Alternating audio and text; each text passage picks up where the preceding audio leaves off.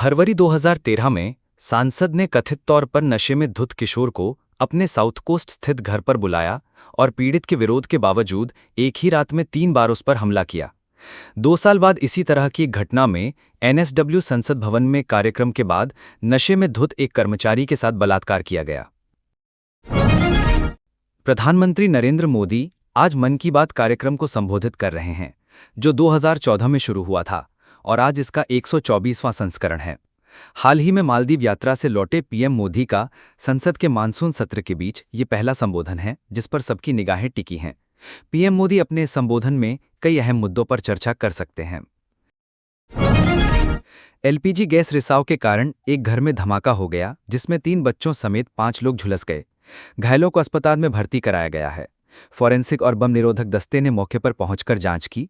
जांच में पता चला कि कमरे में गैस रिसाव हो रहा था और बिजली के स्विच में स्पार्किंग होने से आग लग गई, जिसके कारण धमाका हुआ।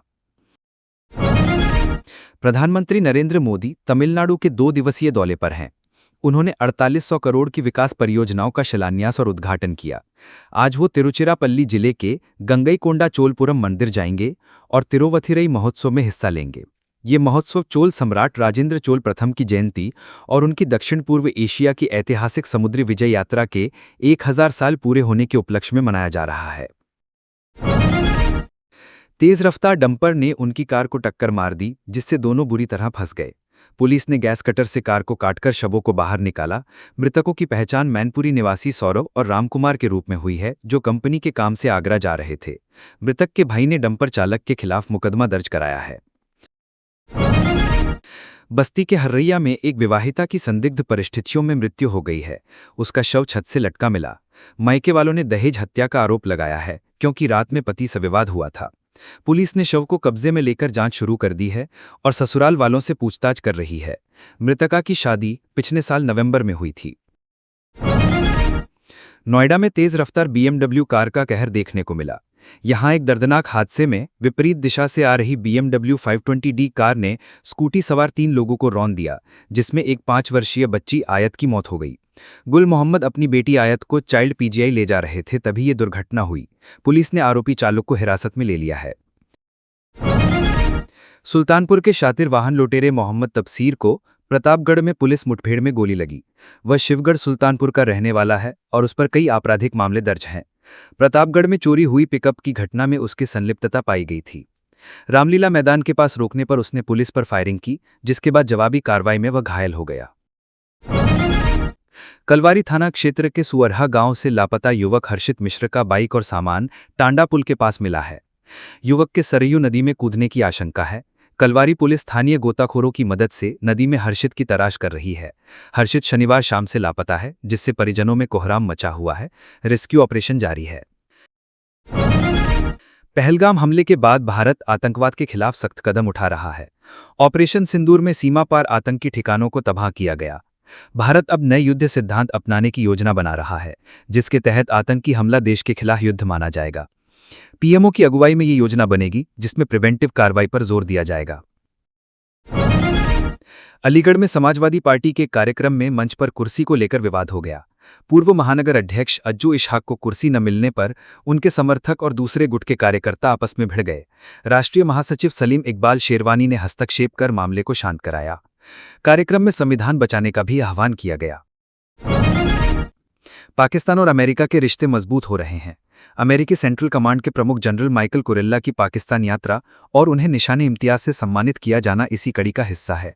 पाकिस्तान FATF की ग्रे लिस्ट से बचने और अमेरिका से रक्षा क्षेत्र में मदद पाने के लिए ऐसा कर रहा है। पाकिस्तान अमेरिका को खुश करने में कोई कसर नहीं छोड़ रहा है। गोरखपुर एम्स ने MBBF के 8 छात्रों को छठी परीक्षा देने का मौका दिया है, जो पहले 5 बार फेल हो चुके हैं।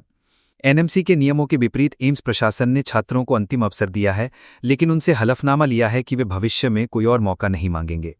छात्रों को फेल होने के बावजूद कक्षाओं में भाग लेने की अनुमति दी गई थी। उत्तर प्रदेश लोक सेवा आयोग की समीक्षा अधिकारी सहायक समीक्षा अधिकारी प्रारंभिक परीक्षा 2023 प्रदेश भर में कड़ी सुरक्षा के बीच हो रही है। 10.67 लाख अभ्यर्थी परीक्षा दे रहे हैं।